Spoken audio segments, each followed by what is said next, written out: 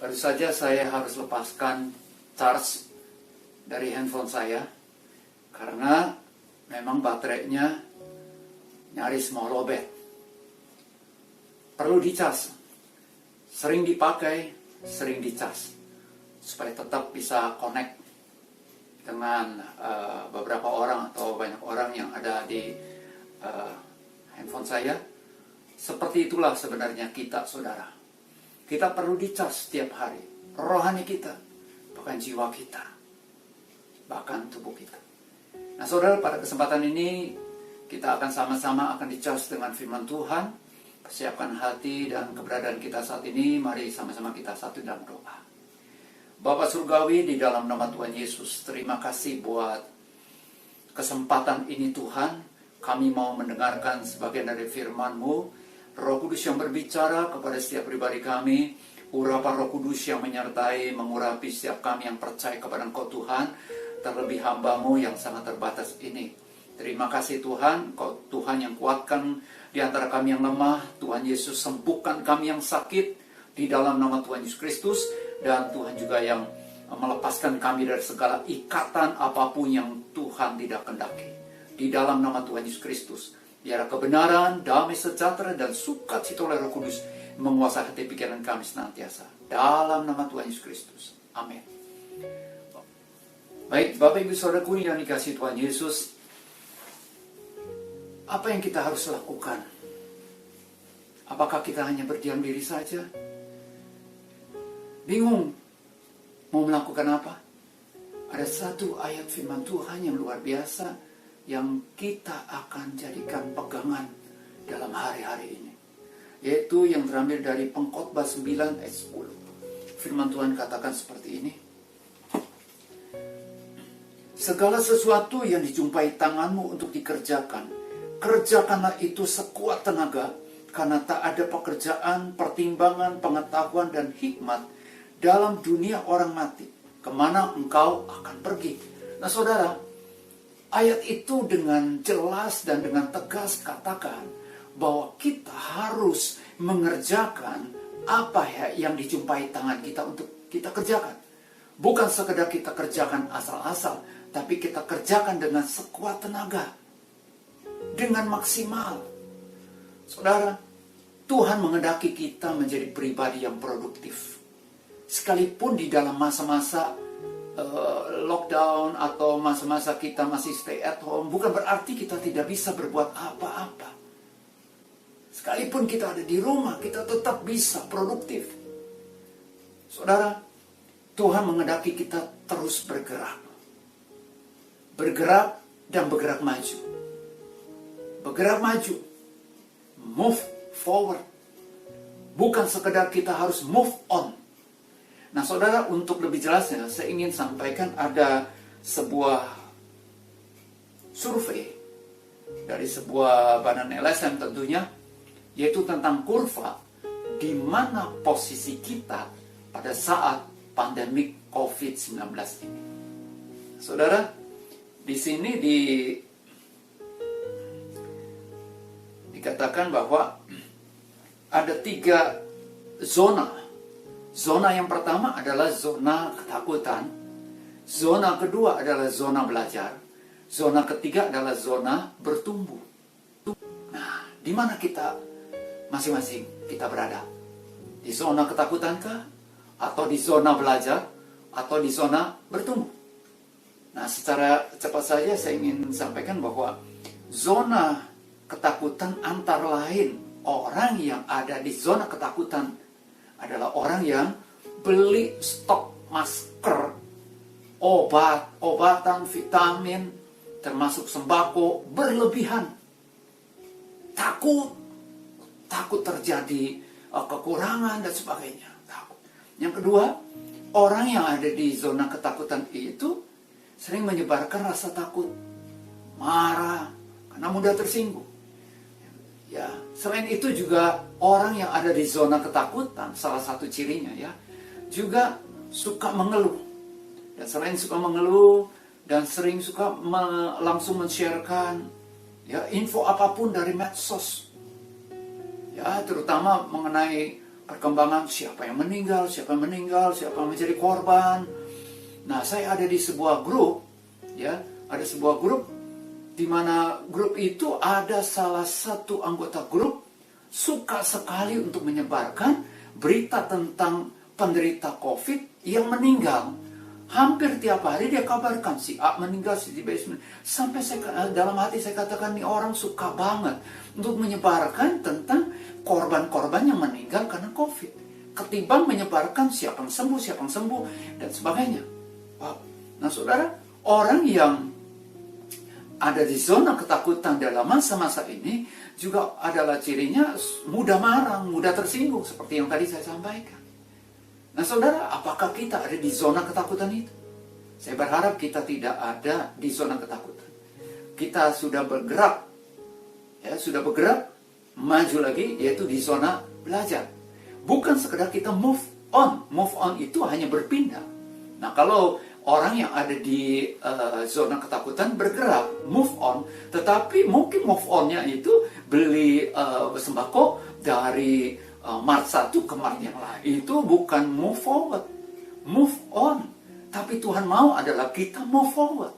Dari zona ketakutan, mungkin awal-awalnya kita mengalami semua, saya juga mengalami. Tapi kita harus bergerak maju, tinggalkan itu, kita keluar dari zona ketakutan, masuk ke zona belajar. Nah, ciri orang yang ada di zona belajar apa? Yaitu belajar untuk menerima kenyataan seperti ini.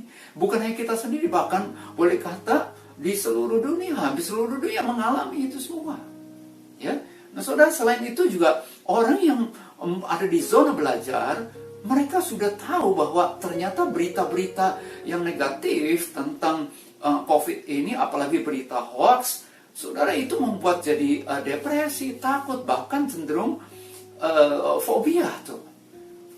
Nah, saudara, orang yang ada di zona belajar itu sudah menghentikan atau tidak mau, atau paling tidak sedapat mungkin mengurangi berita-berita yang membuat dirinya menjadi cemas. Stop untuk membaca berita yang membuat cemas. Nah, selain itu juga mulai stop untuk belanja berlebihan.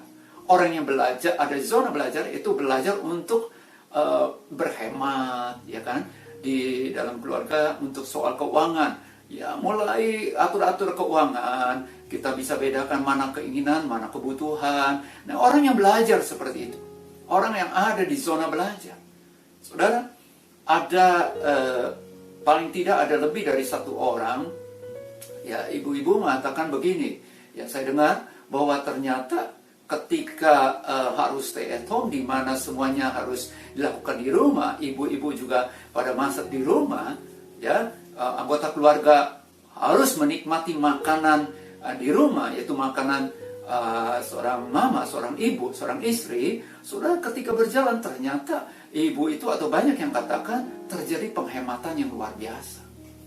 Nah, saudara, ini masuk zona belajar.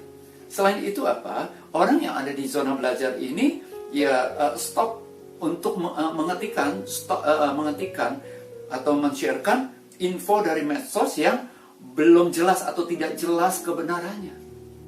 Ya, nah saudara, itu kurang lebih tipe orang yang ada di zona belajar.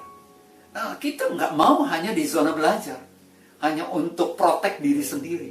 Tuhan mau kita menjadi pribadi yang produktif, yang bergerak, melakukan, mengerjakan apa yang kita bisa kerjakan dengan sekuat tenaga, tapi tidak lagi untuk keperluan diri sendiri dan keluarga. Kita bergerak maju, yaitu kita masuk di zona bertumbuh. Zona bertumbuh adalah yaitu mulai memikirkan kepentingan orang lain, mulai memikirkan kebutuhan orang lain juga. Ya, ada banyak orang-orang yang mengalami kesulitan ekonomi, yang makan sehari-hari sudah sulit, termasuk mereka pengendara ojek online, ya. Nah, saudara, orang yang ada di zona bertumbuh adalah orang yang mulai memikirkan kebutuhan mereka juga. Nah, orang yang bertumbuh adalah orang yang menggunakan segala bakat kemampuannya untuk mereka yang membutuhkan, selain buat keluarga, juga diusahakan untuk menjadi berkat buat mereka. Saudara, orang yang ada di zona bertumbuh ini adalah orang yang penuh kasih sayang, belajar mengaktifkan kepedulian, kasih sayangnya selain kepada keluarga, juga kepada orang lain, kepada sesama. Jadi tidak lagi fokus kepada berita-berita negatif dan sebagainya yang membuat jadi cemas, ya, sehingga nggak bisa berbuat apa-apa. Saudara mulai memperhatikan kepentingan orang lain. Juga selain itu, orang yang ada di zona bertumbuh ini adalah orang yang belajar terus untuk menjaga emosi, ya, tetap menjaga bahagianya, sukacitanya bersama dengan keluarga, menikmati saja. Oh, luar biasa. Saya sangat yakin saudara dan saya mau ada di zona bertumbuh. Atau saudara mungkin ada banyak di antara saudara yang sudah berada di zona bertumbuh. Dan terimalah ini sebagai peneguhan buat saudara dan saya. Saudara ingat, ada satu firman katakan, hati yang gembira adalah obat yang manjur, tetapi semangat yang patah mengeringkan tulang. Dalam masa-masa ini kita perlu menjaga hati kita tetap gembira, tetap bahagia. Dengan cara seperti apa? Tempatkan diri kita atau pastikan kita berada di zona bertumbuh. Nah saudara, untuk lebih jelasnya lagi, saya ingin sampaikan ada sebuah kisah di Alkitab, yaitu tentang 4 orang kusta yang berada dalam kondisi yang sangat-sangat memprihatinkan, lebih dari kondisi kita mungkin yang ada pada saat ini di pandemi COVID-19. Nah, kita sama-sama baca dari 2 Raja-Raja 7 ayat 3 sampai 10. 2 Raja-Raja 7 ayat 3 sampai 10. Demikian firman Tuhan katakan seperti ini, kondisi di mana bangsa Israel, khususnya di ibu kota itu Samaria, sedang dikepung oleh tentara musuh. Dikepung itu berhari-hari, berbulan-bulan, sampai terjadi kelaparan begitu amat sangat. Nah, kelaparannya ini terjadi sampai-sampai harga-harga di ibu kota atau di negara itu melambung tinggi. Bahkan begitu sangat mengerikannya, terjadi kelaparan yang begitu hebat di daerah itu atau di kota ibu kota itu, sampai-sampai terjadi kisah di mana ada keluarga yang untuk mendapatkan atau bisa makan saja sehari-hari, mereka atau orang tuanya harus dengan teganya mengambil anak laki-lakinya untuk dibunuh dan dimasak, untuk dimakan. Sangat mengerikan. Itu kejadian yang terjadi pada saat itu. Dan ini 4 orang kusta ini berada di pintu gerbang. Ya, kita baca dari ayat 3. 4 orang yang sakit kusta ada di pintu gerbang. Berkatalah yang seorang kepada yang lain, mengapakah kita duduk-duduk di sini sampai mati? Jika kita berkata, baiklah kita masuk ke kota, padahal dalam kota ada kelaparan, kita akan mati di sana. Dan jika kita tinggal di sini, kita akan mati juga. Jadi sekarang, marilah kita menyeberang ke perkemahan tentara Aram. Ini tentara Aram adalah tentara yang mengepung ibu kota itu. Jika mereka membiarkan kita hidup, kita akan hidup. Jika mereka mematikan kita, kita akan mati. Lalu pada waktu senja, bangkitlah mereka masuk ke tempat perkemahan orang Aram. Tetapi ketika mereka sampai ke pinggir tempat perkemahan orang Aram itu, tampaklah tidak ada orang di sana. Sebab Tuhan telah membuat tentara Aram itu mendengar bunyi kereta, bunyi kuda, bunyi tentara yang besar, sehingga berkatalah yang seorang kepada yang lain, sesungguhnya Raja Israel telah mengupah raja-raja orang Het dan raja-raja orang Misraim melawan kita supaya mereka menyerang kita. Karena itu bangkitlah mereka melarikan diri pada waktu senja, yaitu tentara musuhnya, dengan meninggalkan kemah dan kuda dan keledai mereka serta tempat perkemahan itu dengan begitu saja. Mereka melarikan diri menyelamatkan nyawanya. Ketika orang-orang yang sakit kusta itu, 4 orang kusta itu, sampai ke pinggir tempat perkemahan, masuklah mereka ke dalam sebuah kemah, lalu makan dan minum. Sesudah itu mereka mengangkut dari sana emas dan perak dan pakaian. Kemudian pergilah mereka menyembunyikannya. Lalu datanglah mereka kembali, masuk ke dalam kemah yang lain, dan mengangkut juga barang-barang dari sana. Kemudian pergilah mereka menyembunyikannya. Lalu berkatalah yang seorang kepada yang lain, tidak patut yang kita lakukan ini. Hari ini ialah hari kabar baik. Tetapi kita ini tinggal diam saja. Apabila kita menanti sampai terang pagi, maka hukuman akan menimpa kita. Jadi sekarang marilah kita pergi menghadap untuk memberitahukan hal itu ke istana raja. Mereka pergi, lalu berseru kepada penunggu pintu gerbang kota dan menceritakan kepada orang-orang itu, katanya, kami sudah masuk ke tempat perkemahan orang Aram, dan ternyata tidak ada orang di sana, dan tidak ada suara manusia kedengaran, hanya ada kuda dan keledai tertambat, dan kemah-kemah ditinggalkan dengan begitu saja. Bapak Ibu Saudaraku yang dikasihi Tuhan Yesus, kita patut belajar dari keempat orang sakit kusta ini, saudara. Kenapa? Saudara, ternyata keempat orang kusta ini, mereka tidak merenungkan nasibnya sendiri. Nah saudara, saya renungkan bagaimana cara untuk kita bisa pindah dari zona ketakutan ke zona belajar, dari zona belajar masuk ke zona bertumbuh, atau kita move forward, bukan sekedar move on. Saudara, paling tidak kita harus punya respon yang benar, dengan bahasa Inggrisnya yaitu right responding. Nah, bagaimana kita punya right responding? Ada 3 hal. Yang pertama, kita harus punya right thinking. Kita harus punya pemikiran yang benar. Nah, 4 orang kusta itu, di antara mereka itu menjadi pencetus supaya mereka itu punya pemikiran yang benar. Pemikiran yang benar seperti apa? Mereka tidak melihat nasib, akhirnya mereka duduk-duduk saja, karena Alkitab mencatat tadi bahwa orang kusta itu katakan di antara mereka, ngapain kita diam-diam saja, duduk-duduk ini? Ya, dengan bahasa sehari-hari, kita duduk-duduk sampai mati. Mau ngapain diam-diam begitu? Kita harus bergerak. Kita harus move on. Tetapi bukan sekedar move on, tetapi harus move forward. Bergerak maju. Nah, mereka katakan, di antara mereka, kalau kita masuk ke dalam kota, kita akan mati karena memang gak ada makanan. Tapi kalau kita diam saja juga mati di sini, nah kita satu-satunya tempat yaitu yang menjanjikan harapan, yaitu kita ke tempat musuh. Ya terserah saja, kita pasrah. Ketika kita ke tempat musuh, kalau musuh terima kita hidup. Kalau tidak, ya kita mati. Tapi paling tidak kita bergerak, berusaha. Kita dapat kerjakan apa yang bisa kita kerjakan. Nah saudara, singkat cerita, akhirnya 4 orang kusta itu bergerak. Nah ini yang saya katakan, punya right thinking, punya pemikiran yang benar. Tidak hanya menyalahkan mengeluh, menyalahkan sini sana, menyalahkan A, si, B. No. Punya pemikiran yang benar. Mulai dari right thinking. Tapi selain right thinking, ternyata pemikiran benar itu menghasilkan hasil yang benar. Mereka mengalami kelimpahan berkat. Seperti tadi yang kita sudah baca.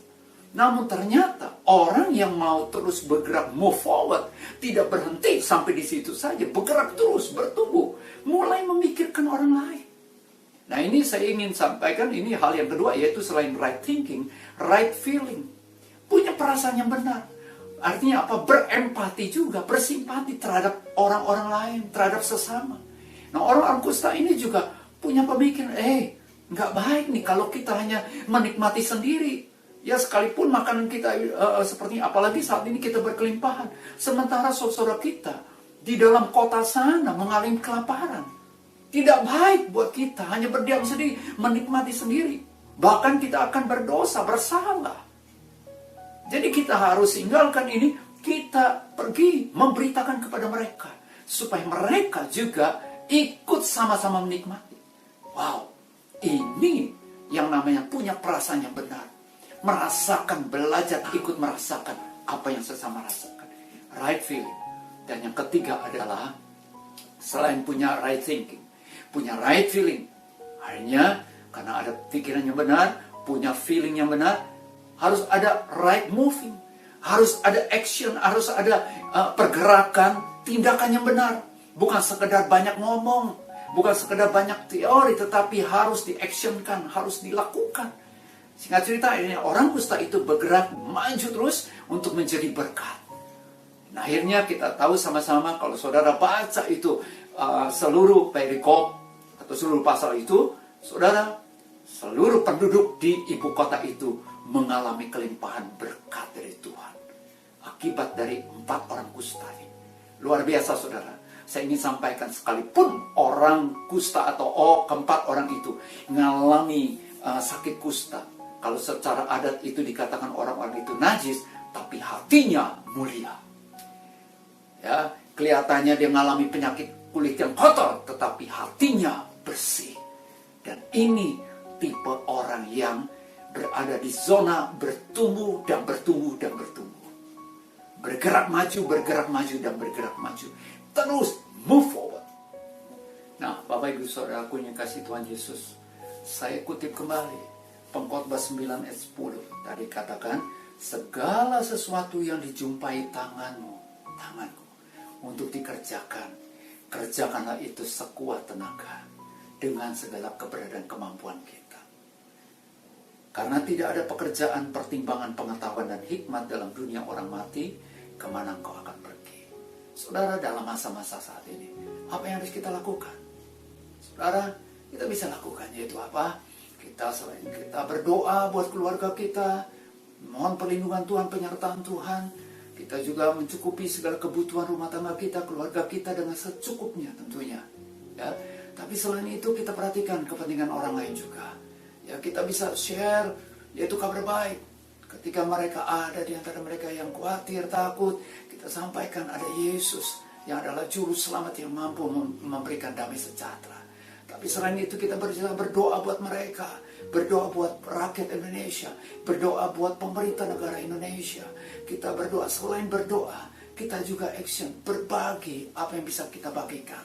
Kita share, misalnya kita bisa berbagi sembako. Saudara, ada salah satu anggota Komsel, dia memasak sesuatu masakan dan mereka bungkus. Ya, keluarganya bungkus dan berbagi, membagikan kepada orang-orang yang dijumpai mereka. Dan itu yang bisa kita lakukan juga. Apa yang saudara dan saya bisa lakukan, lakukanlah. Move forward. Move forward. Kita tinggalkan zona ketakutan. Kita mulai bergerak, bukan hanya sampai zona belajar, tapi zona bertumbuh. Kita terus mau menjadi berkat, menjadi berkat, menjadi berkat. Saya sangat yakin. Karena ini adalah firman Tuhan. Ada kasih karunia Tuhan yang menyertai saudara dan saya. Ada hikmat Tuhan yang akan menyertai saudara dan saya. Ya, nah, ini yang kita bisa lakukan. Dan terakhir saya ingin tutup bahwa kita perlu terus bertekun dalam firman Tuhan. Karena inilah yang menjadi sumber hikmat kita. Apa yang harus kita lakukan. Tuhan Yesus memberkati. Baik saudara, berapa banyak di antara saudara yang berkomitmen mulai saat ini mau move forward, mau terus bergerak maju,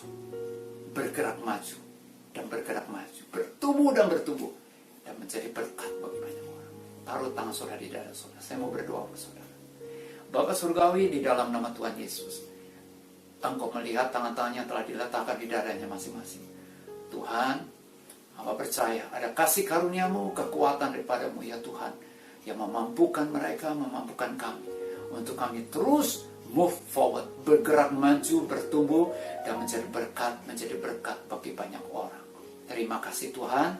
Tuhan menyertakan firman-Mu dalam hati kami. Dan Engkau yang berbicara lebih lagi kepada setiap pribadi kami. Dan kami melakukan apa yang Tuhan perintahkan. Di dalam nama Tuhan Yesus Kristus, biar kebenaran, damai sejahtera, sukacita oleh Roh Kudus itu terus memerintah dalam hati dan pikiran kami dan keluarga kami. Sampai Engkau datang kembali menjemput kami dalam nama Yesus. Amin.